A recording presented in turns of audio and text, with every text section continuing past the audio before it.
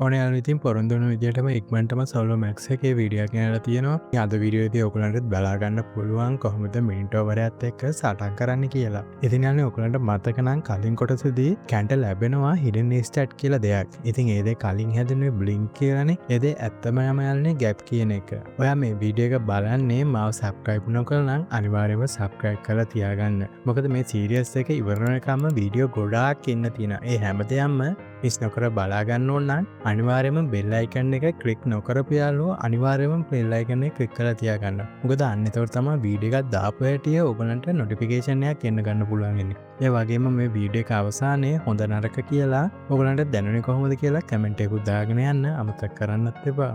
එහෙනම් අපි ඉක්මනටම වීඩියෝ එකට යමු.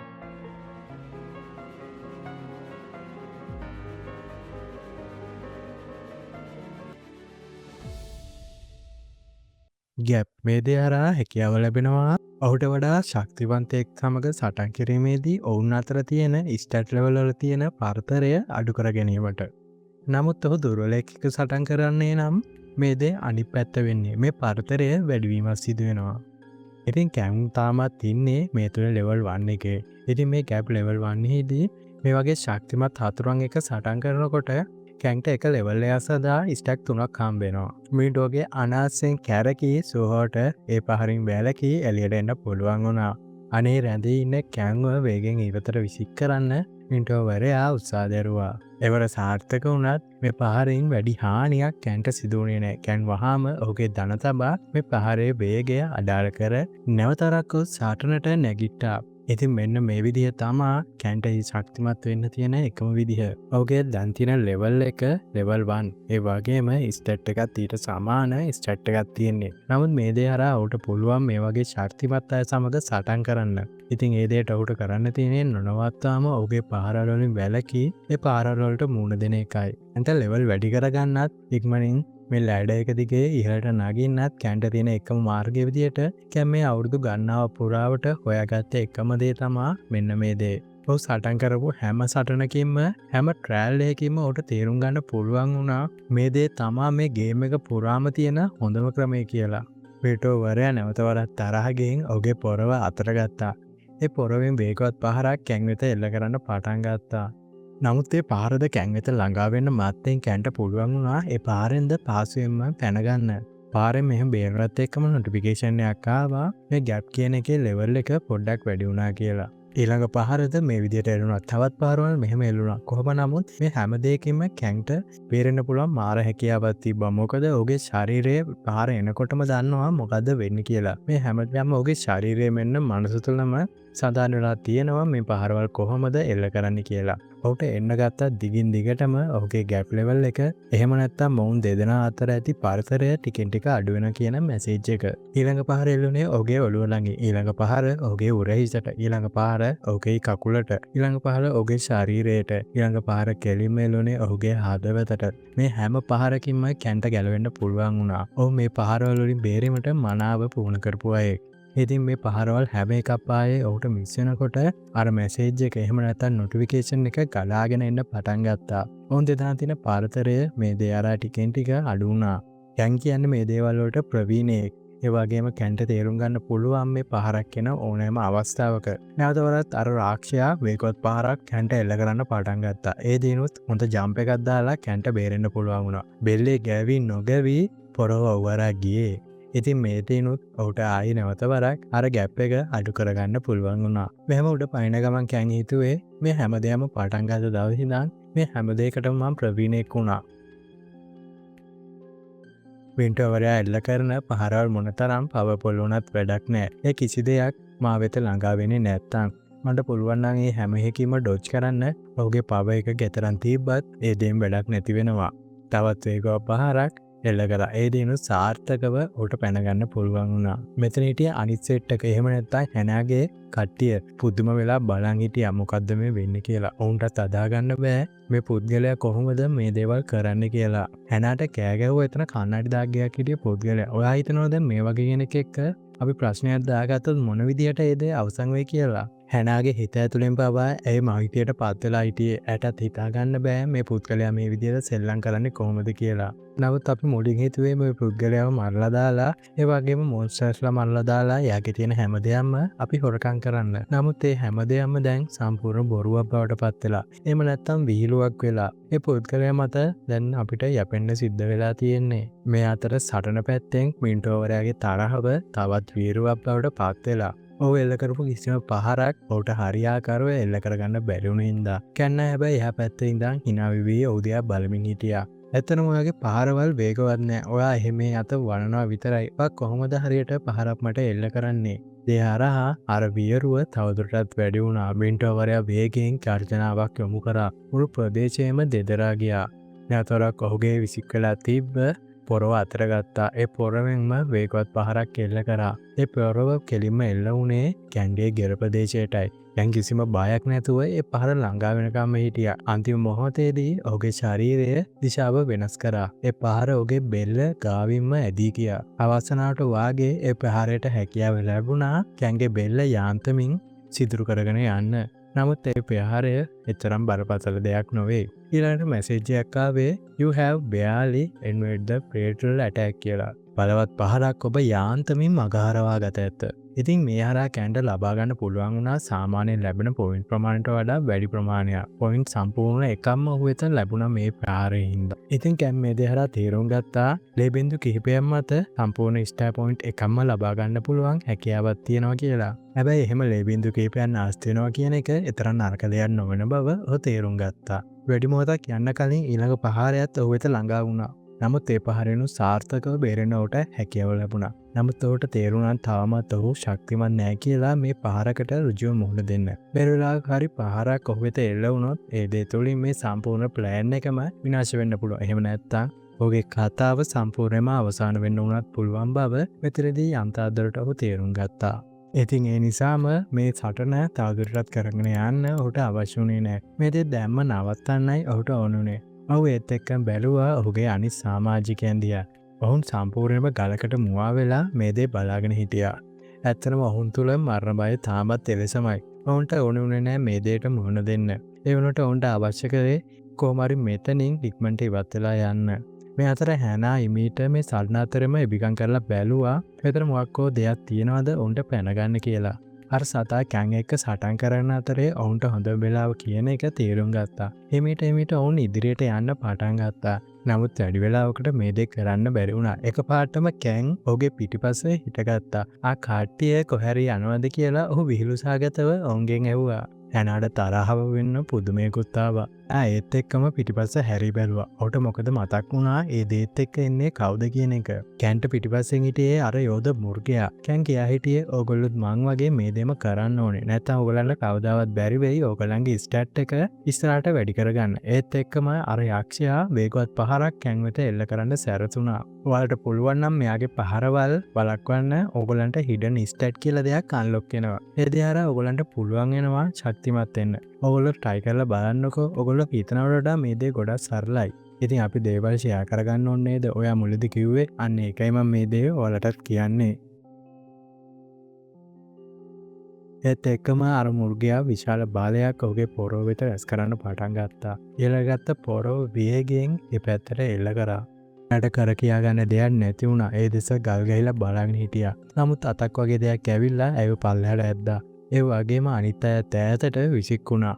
ඒ පාර ඇදී ගියේ සම්පූර්ණයෙන්ම ඔහුගේ ශරීරවල වලට ඉතාමත් ළඟින්. ඉතින් මේ හැමෝම මේ දේ දැකලා පුදුමයට පත් වුණා. නමුත් වාසනාවට වාගේ මේ සියලු දෙනාටම ජීවිතේ බේරගන්න පුළුවන් වුණා. නමුත් පහරට කවුරු හරි මුහුණ දුන්නා නම් ඔහුගේ අවසානය අන්න එතනින් සිදු වෙනවා. මොකද මේ බිල්ඩිමේ භාගයක්ම මේ පාරේ හින්දා විනාශයට පත් වුණා.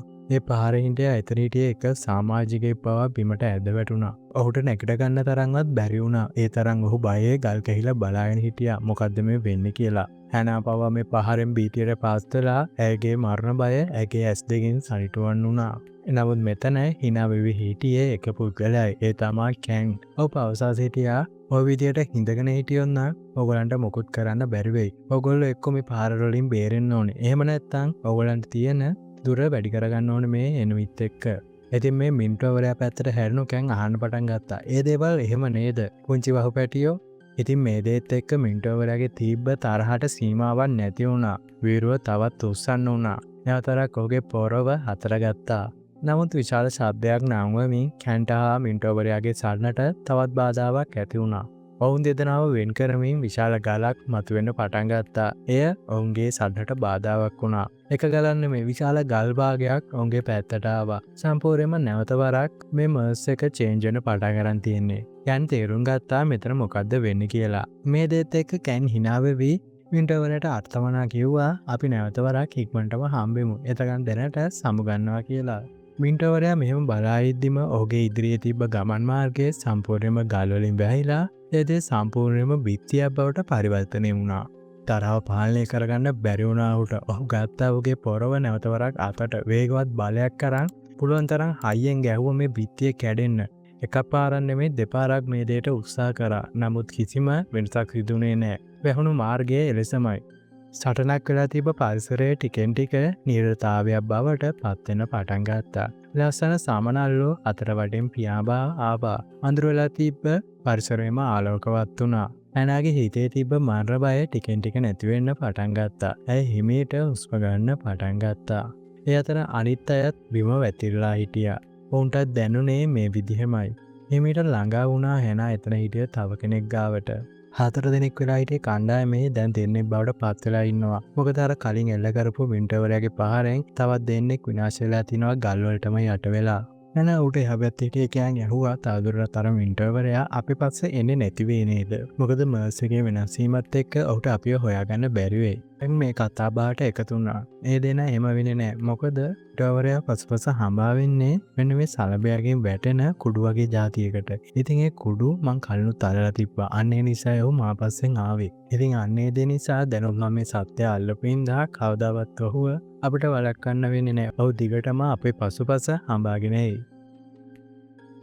මේ කිව්ව වචන ටිකෙන් හැනා පුදුමයට පත් වුණා. මොකක් ඇයි මේ වගේ දෙයක් කරන්නේ? මොනතරම් පිස්සුවක් තියෙන්න හොඳ අර සත්‍යව තමන්ගේ පස්ස ගෙන්න ගන්න.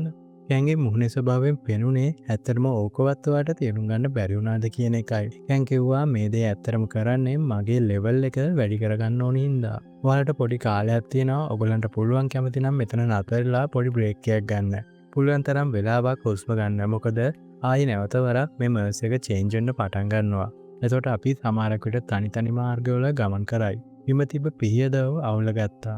ඊට පස්සේ අපිට නැවත වරක් අර වහු පිටියත් එක්ක සටන් කරන්න වෙනවා. ආයි ටික වෙලාවකින් මේස් එක චේන්ජ් වෙන්න ගන්නවා. එතකොට අපිට නැවත වරක් විවේක ගන්න පුළුවන්. ඊට පස්සේ ආයි සටන් කරන්න වෙනවා. ඔන්නෝම තමයි මේ සර්කල් එක යන්නේ. ඒ විදිහට තමයි අපිට මේ දේ ඉක්මනටම කරද්දන්න පුළුවන් වෙන්නේ. හැනා මේ කිව්ව දෙයට තව ටිකක් පුදු වෙනවා. ඇයි මේ මේස් එකට ආවට පස්සේ පුදු වෙනවා ඇරෙන්න වෙන දෙයක් කරේම නෑ. ඒ දේ එහෙම වුණා කියමුකෝ කොපමණ කාලයක් මේ විදිහට අපිට මේ දේ කරන්න වෙනවද?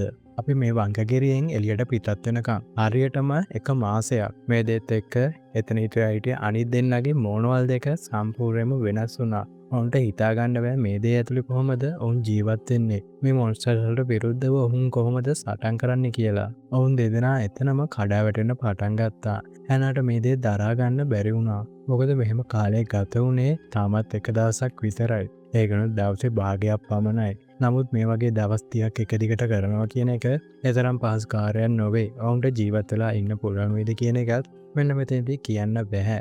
එහෙනම් මෙන්න මෙතනදී තීරණය කරනවා ඔවුන් වෙනත් පාරවල් වලින් කැන්ගෙන් වෙන් වෙලා යන්න. කැන් නිසා මේ සත්‍යය පස් වෙනවා නම් අපි ඔබත් එක්ක ඉන්නවා කියන්නේ අනිවාර්යයෙන්ම මේ මොන්ස්ටර් වරයාගේ පාර දීමකට අපිව ලක් වෙනවා. ඉතින් මේ දේ ගැන කැන් ටිකක් වෙලා කල්පනා කරා. හැබැයි ඒ කියන දේ ගැන වැරද්දකුත් නැහැ. ඔබලා කියන්නේ ඇත්ත. නමුත් මෙතන ප්‍රශ්නේ තියෙන්නේ ඔයගොල්ලෝ යන ඉසව්ව ගැන හරියාකාරවම දන්නවද කියලා. ඔයගොල්ලෝ කොහාටද යන්න හිතන් ඉන්නේ? මේක වංකගිරියන්නේ ඔයගොල්ලෝ අඳුරේ දන්න තැන්වල ගමන් කරනවා කියන්නේ මේ තියෙනට වඩාත් භයානක දේවල් තවදුරටත් ඉස්සරහට හම්බෙන්න පුළුවන් කියන එකයි. ඔවුන් දෙදෙනා හිමීට මේ අඳුර තියෙන පැත්තට ගමන් කරා. නමුත් මේ වචන සල්පේ නැවත නැවත වරක් ඔවුන්ගේ හදවත කම්පණය කරා. වැඩි මොහොතක් යන්න කලින් ඔවුන් දෙදෙනාට මේ කියන්නේ මොකක්ද කියන එක තේරුණා. ඔවුන් නැවත වරක් ආපසු හැරී කැන්ගේ දිශාවට පැමිණියා. ආපු දෙන්නව ගණන් නොගෙන කෑන් එයාගේ පීහේ දිහා පරික්ෂා කරමින් හිටියා. මේ දේ නම් ඉස්සරහට එයා ප්‍රයෝජනවත් වෙයි කියන එක කිව්වා. හැනා මෙතනදී කතා කරන්න පටන් ගත්තා. ඒ කියන්නේ ඔයා දන්නවා මේක පිටවීම කොහෙද තියෙන්නේ කියලා. ඔව් ඔයා හරි. මෙතන ඉන්න කාටවත් වඩා මෙන්න මේ මේස් එක ගැන දන්න එකම පුද්ගලයා මමයි. මන් තරම් කවුරුත් මේක ගැන දන්නේ නෑ. ඉතින් මේක තියෙන පිටවීම කොහෙද කියන එකත් මම දන්නේ නැතුව නෙමෙයි. මේ කිව්ව දේත් එක්ක හැනාගේ මූණ සම්පූර්ණයෙන්ම වෙනස් වුණා. ඉතින් ඒකෙන් අදහස් වෙන්නේ ඔයා නැතුව අපිට මේකෙන් පිටවීමක් නෑ කියලාද? ඉතින් ඒකත් එහෙමනම් අපිට මෙතන දැන් කරන්න දෙයක් නැති වෙනවා. අපිට වෙන්නේ ආව ෆලෝ කරනවා ඇරෙන්න වෙන කරන්න දෙයක් නෑ. කැන් hina වෙන්න පටන් ගත්තා. ඔහුගේ ඊවල් මූණද මෙතනදී පේනවා. ඔයාලා හිතුවද මේ ලෝකේ හැම දෙයක්ම ඕගොල්ලන්ට නිකන් ලැබෙයි කියලා? මේ ලෝකේ කිසිම දෙයක් නිකන් ලැබෙන්නේ නෑ. හැම දෙයකටම ගාණක් තියෙනවා. ඔහු අතරගත්ත පිහිය හැනා වෙත දිගු කරා. මට මෙතනදී ඕන කරන්නේ තමුසෙලා ගාව තියෙන කොයින්. ඒ හැමදේම මට දැන් මෙතනදී ඕන වෙනවා. ඒක නිසා වැඩි සද්දයක් බද්දයක් නැතුව, එහෙම නැත්නම් වැඩි කරදරයක් නැතුව තමුන් ගන්න තියෙන සියලුම දේවල් මා වෙත දෙන්න. ඉතින් යාළුවා ඔන්න ඔතනින් මේ chapter එක නිමාවටපත් වෙනවා. කැන්ට තියෙන්නේ මොන වගේ අදහසක්ද? ඇයි මේ විදියට මොහු කුරුළුකම් කරන්නේ? අත්තනම් මොහුගේ සෙල්ලම් මොකද්ද මේ මේස් එක ඇතුලේ තියෙන? හැබැයි හැම දෙයකටම වඩා අමතක කරන්න බැරි එකම දේ නම් කැන් තමා මේ හැම දෙයකටම එහෙම නැත්නම් මිනිස් සංහතියේ බේරා ගැනීමේ එකම බලාපොරොත්තුව. එයා ඒ නිසා මේ දේවල් මේ විදිය කරනවත් දන්නේ නැහැ. ඉතින් යාළුවනේ ඉස්සරහට මොකද වෙන්නේ කියන එක අපිට ඉක්මනටම බලා ගන්න පුළුවන්. ඔයගොල්ලෝ දන්නවද මේ සෙල්ලම් ටික මෙයා දාන්නේ තාම level 1 එකේ ඉඳලා. ඉතින් එහෙනම් ඔයගලට හිතා ගන්න පුළුවන්ද මේ character එක මොන විදියට ඉස්සරහට build up කරගෙන යයිද කියලා. ඉතින් මේ හැමදේම බලා ගන්න අනිවාර්යයෙන්ම යාළුවනේ මේ channel එක subscribe කරලා වගේම like කරලා ඒ වගේ notification bell icon එකත් click කරලා තියාගන්න අමතක කරන්න එපා. එතකොට තමයි මම වීඩියෝ එකක් දාපු හැටිය ඉක්මනටම එන්නේ. එහෙනම් ඉතින් අපි ආයෙමත් ඉක්මනින්ම වීඩියෝ එකකින් හම්බෙමු. ඔයාලට සුබ දවසක්.